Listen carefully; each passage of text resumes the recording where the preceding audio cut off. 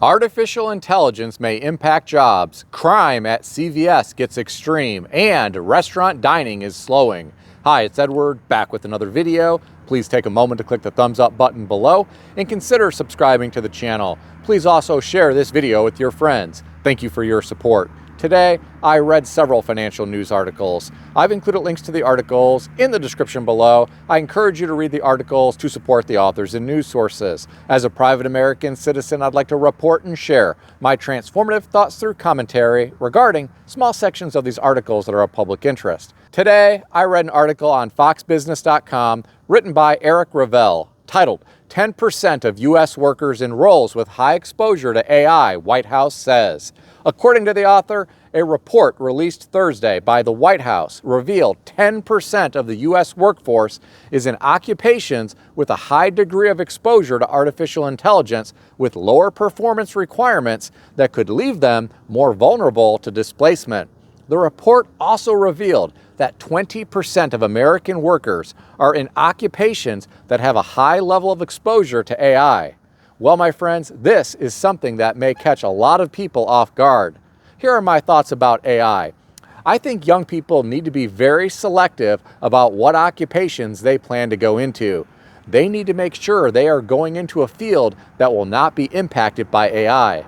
For people already in the workforce, they may want to assess the risk of AI replacing their jobs. If there is a possibility this could happen, they may want to start training for a different career now in their spare time. It might be good to have a backup plan in place in case this AI revolution advances faster than we anticipate. I believe blue-collar and white-collar jobs will both be replaced by AI. At the same time, new jobs will be created by AI. People who are accustomed to making decent money at entry-level jobs may not have the skill set necessary to assume one of the high-tech jobs being created because of AI. Some people may be faced with some difficult career transition decisions at some point. Even AI may not be able to help companies deal with out-of-control retail theft. I read an article on foxbusiness.com written by Daniela Genovese titled CVS Engaging with AGs on Retail Theft, Working to Dismantle These Criminal Operations. The author referenced the CVS CEO, Karen Lynch, who said less expensive products are being locked up because thieves are coming in and ripping through the entire counter. She watched a clip of a car driving through the front door of a CVS store at night. Then, 6 men jumped out and ransacked the entire CVS store. Well, ladies and gentlemen, this sounds like the scene from an action movie. It is crazy to me that this is reality here in some parts of America. Life was so different when I was a kid. I remember going to the pharmacy with my parents as a small child. It was a family-owned pharmacy that was very welcoming. The people who worked there knew everyone in the community. I have fond memories of walking down the candy aisle and being able to pick out 1 or 2 things. Now we have these criminal enterprises that target stores and cause mass destruction. I have to wonder if these people are desperate because they have been left behind in the new economic reality in this country. Were they unable to find gainful employment that was fulfilling and financially rewarding early in their lives? Did they make some mistakes resulting in a criminal record that makes it too difficult to find good employment, so they are resorting to crime instead? Did they watch too many action movies where criminals appeared to get away with their heists and live the good life?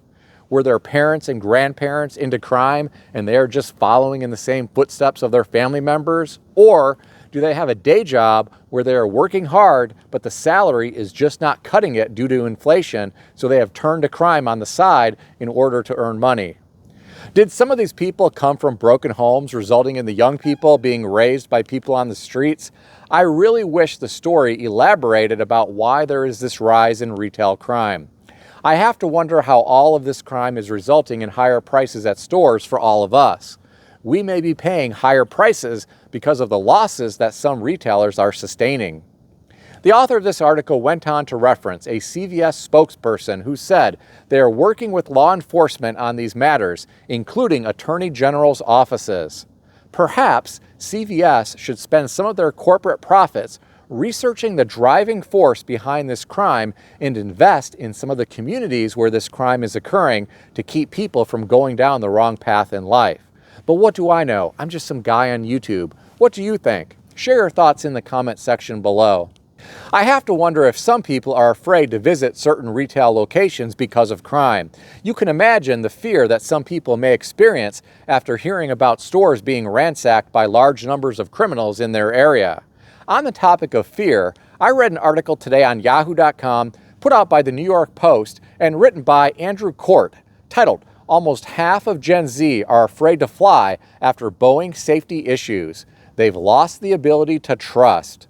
According to the author, Gen Z's flight phobia is sky high, and a recent survey of 1,000 Americans revealed a staggering 49% of those in Generation Z are terrified to board a plane in the wake of the safety issues plaguing Boeing's 737 aircraft. The survey also revealed that 40% of baby boomers and 39% of millennials were also worried about flying.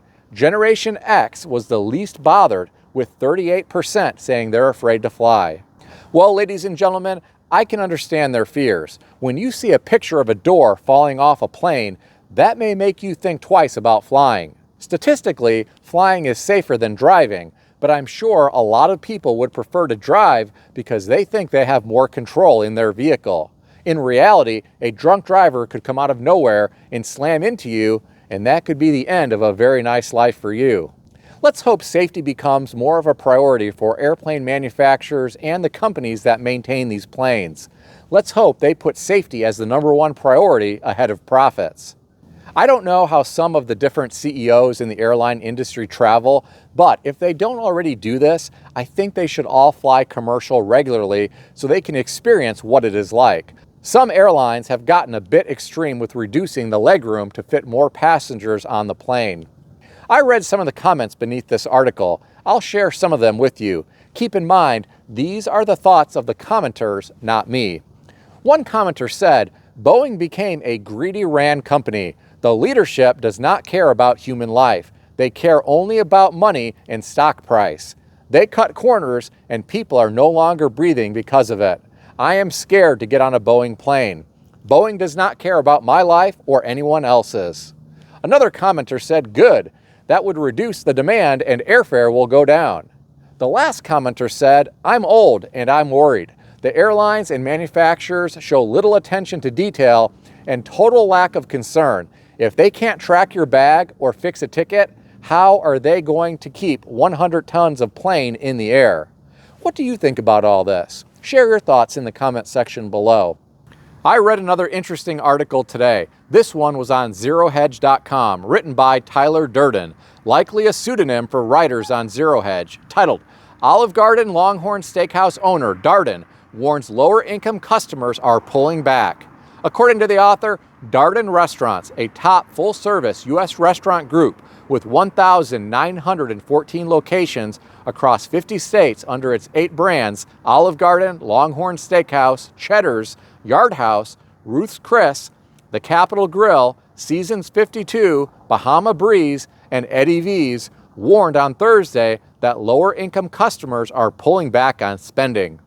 Transactions from incomes below $75,000 were much lower than last year, and at every brand, transactions fell from incomes below $50,000.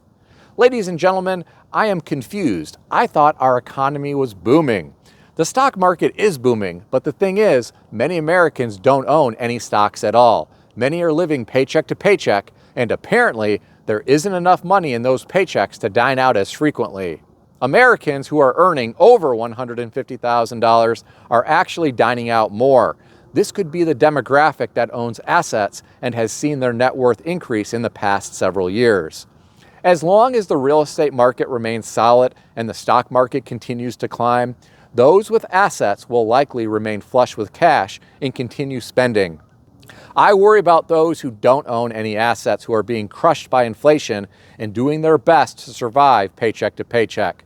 Some are being left behind in this new economic reality in our country.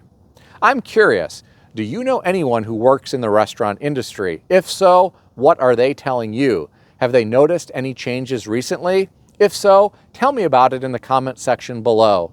Please keep in mind that everything in this video is for entertainment purposes only, and nothing in this video is financial advice or advice of any kind. If you need advice, seek advice from a qualified professional in good standing who puts your interests first and foremost. If you enjoyed this video, consider subscribing to the channel. Please also consider sharing this video with your friends.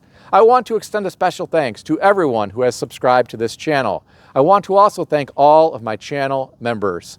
Check out some of the great books that I suggest you consider reading in the description below. I've included Amazon affiliate links to these books. As an Amazon associate, I earn from qualifying purchases. Stay healthy and wealthy. I'll see everyone in the next video.